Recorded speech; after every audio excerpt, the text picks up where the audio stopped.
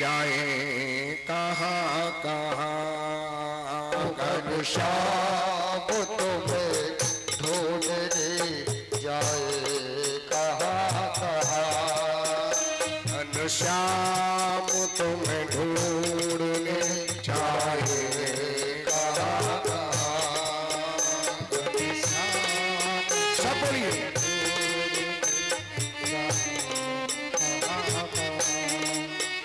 अपने बिरह दिया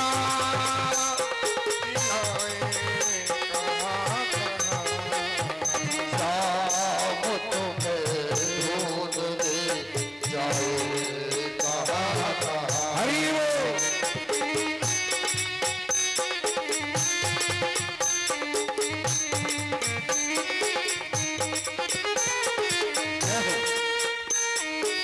घनश्याम तुम्हें ढूंढने जाए कहाँ कहाँ। तुम्हें ढूंढने जाए कहाँ कहाँ। घनश्याम तुम्हें ढूंढने जाए कहाँ कहाँ। घनश्याम तुम्हें ढूंढने जाए कहाँ कहाँ।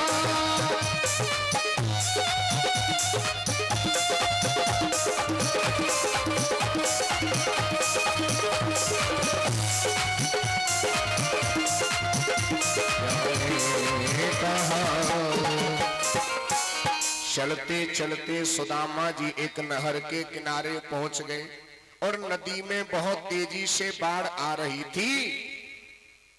अब सुदामा जी ने सोचा पार करने की कोशिश करूंगा तो मैं तो बह ही जाऊंगा। इतने में भगवान स्वयं मल्लाह बन करके आ गए। अरे कोई द्वारका जाने वाला है? सुदामा जी ने कहा हाँ भैया मैं जाऊंगा। क्या तुम्हारे पास धन दौलत है, किराया है? अरे तुझे दिखाई नहीं दे रहा हम कौन है? हम पंडित जी हैं। क्या ठीक है हम तुम्हारे जैसों को ऐसे ही पार कर देते। नाव में बैठा लिया। अब मल्ला बने हुए भगवान ने मुस्कुराते हुए पूछा पंडित जी बुरा न माने तो एक बात पूछूं क्या? ये बताओ कहाँ जा रहे हो? अरे वो कृष्ण मेरा बचपन का मित्र है ना, मैं उससे मिलने के लिए जा रहा हूं। तुम्हारा मित्र? तुम्हारा मित्र हो सकता है।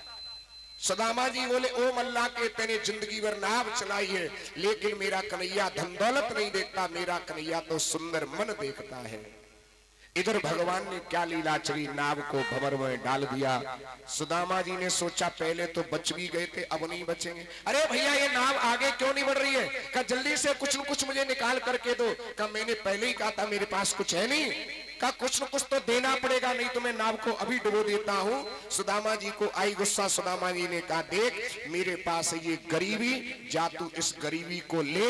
इतना कहना हुआ नाव पल्ली पार। भगवान अदृश्य हो गए और सुदामा जी मिट्टी के डेल का तकिया लगा करके वहीं सो गए। कहने लगे कन्हैया तेरी गर्ज पड़े तो तू हमें यहाँ से बुलाए के ले जाइयो। माया के द्वारा भगवान ने सुदामा जी को द्वारका में पहुंचवा लिया। आंख जैसे ही खुली बहुत सुंदर सोने की नगरी का सुदामा जी ने दर्शन किया। ढूंढते ढूंढते दरवाजे पर पहुंचे तो द्वारपाल खड़े हुए थे। पूछा भैया ये कौन सी नगरी है?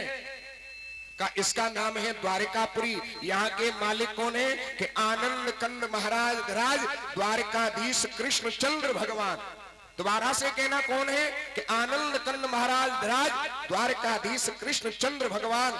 सुदामा जी ने कहा कि जब हमारे साथ पढ़ता था तब एक भी कंद चंद नहीं लगती थी, अब इतनी कंद चंद महाराज राज लगने लगी। अगर ये वो कनुआ का घर है ना, अरे उस कनुआ से कह दियो तेरे बचपन को यार सुदामा आयो है।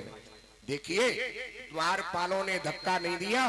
आजकल के जो लोग भागवत में एक सुदामा की झांकी बना करके कमंडल पकड़ा करके भीख मंगवाते हैं, धक्का मरवाते हैं। ध्यान रखना सनकादिक ऋषियों को द्वारपाल ने रोका तो 3 जन्म के लिए राक्षस बनना पड़ा साहब। एक ब्राह्मण का साधक का अपमान ये बहुत बड़ा पाप होता है। और मैं बताऊं आजकल तो विवाह शादियों में भी देखने के लिए मिलता है। लोग बाहर से झांकियां मंगा करके भगवान का स्वरूप बना करके गलियों में दूल्हा आ रहा है उसके सामने नचाते हैं साहब।